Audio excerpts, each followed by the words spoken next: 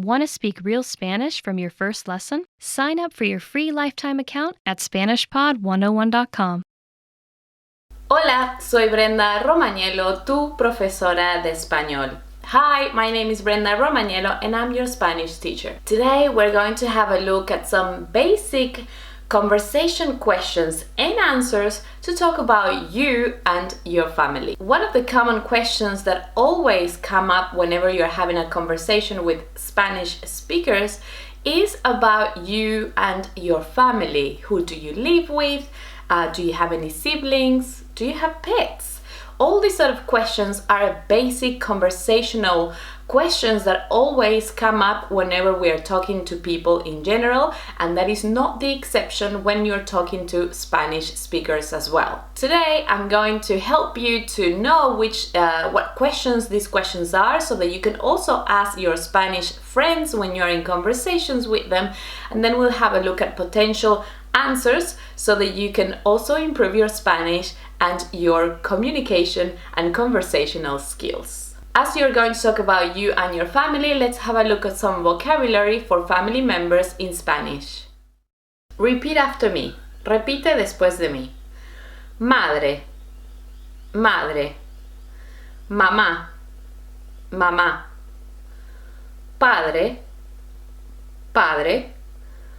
Papá, papá.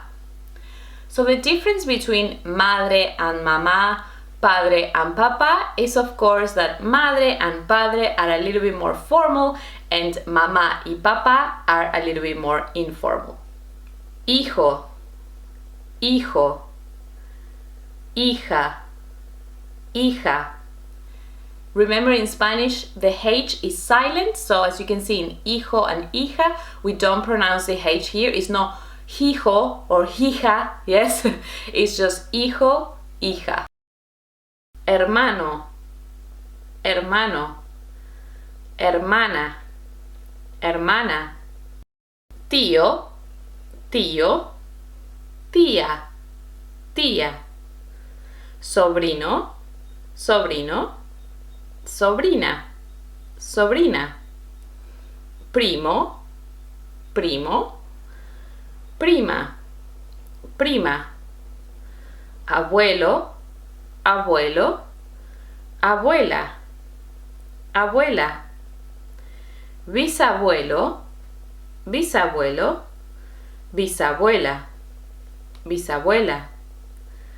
Nieto, nieto, nieta, nieta. Now we're going to learn some adjectives that we can use to describe, for example, brothers and sisters and also children. Yes, your children, whether they are an only child, or for example to say that they're the oldest, the eldest, the youngest, the one in the middle, etc. Único, único, única, única. Mayor, mayor. La del medio, la del medio. Menor, menor.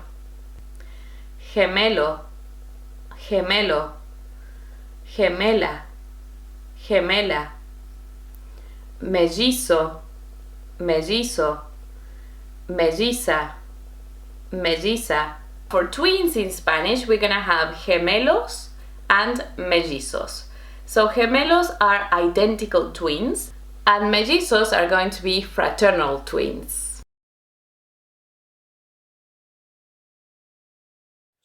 Let's see how we can use this vocabulary in sentences to describe your family members, especially when we're talking about sons and daughters. If you want to say you are an only child, or if you are the oldest or the youngest, if you have older siblings or younger siblings. Por ejemplo, soy hijo único, soy hija única. ¿Sí? I'm an only child. Soy la hija mayor. Soy el hijo del medio. Soy la hija menor. Tengo un hermano mayor.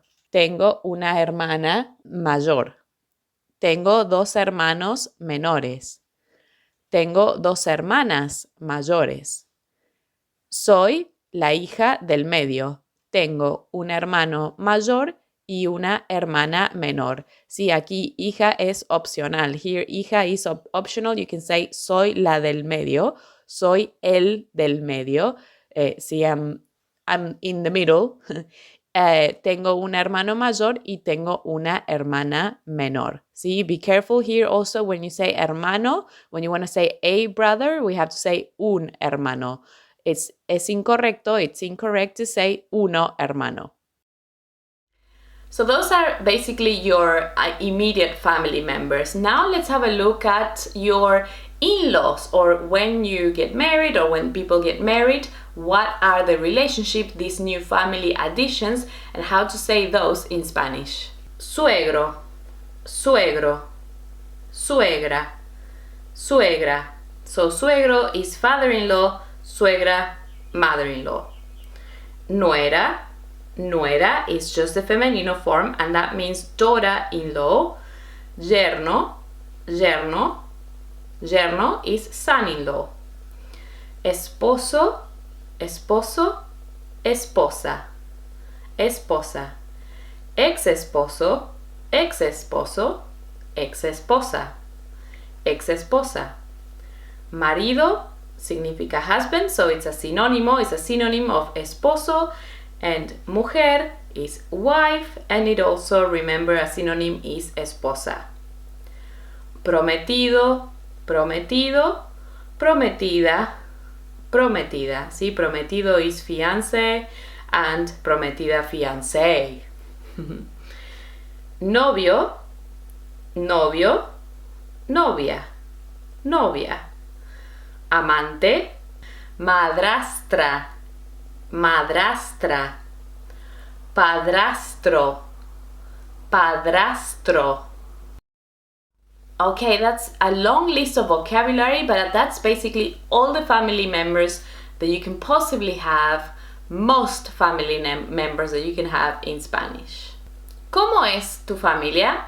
What is your family like? In Spanish, whenever we want to say something general, for example, children or kids, or if you want to talk about your grandchildren, or if you want to talk about your parents, etc., we're going to use the masculino plural for a general in Spanish. If I ask, ¿tienes hijos? Do you have sons? Yeah, will be the literal translation, because we know that hijo is son in the singular and masculino, so then hijos will probably mean sons, yeah, so the plural for the hijo. But in Spanish, if it's in a question, it means, do you have children? Okay, do you have children? It could be both sons and daughters. Let's have a look at another example.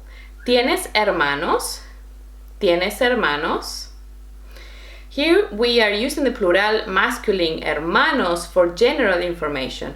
We aren't asking if you have brothers, but rather if you have siblings. So a possible answer to this would be sí.